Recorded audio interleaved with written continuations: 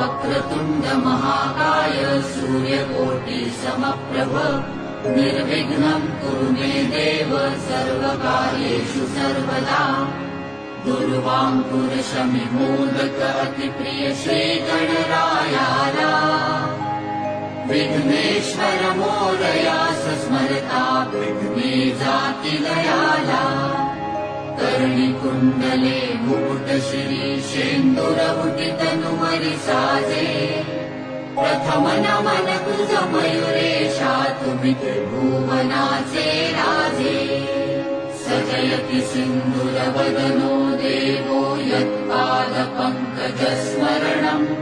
वासरमणिरिव तमसां राशिं नाशयति विघ्नानाम्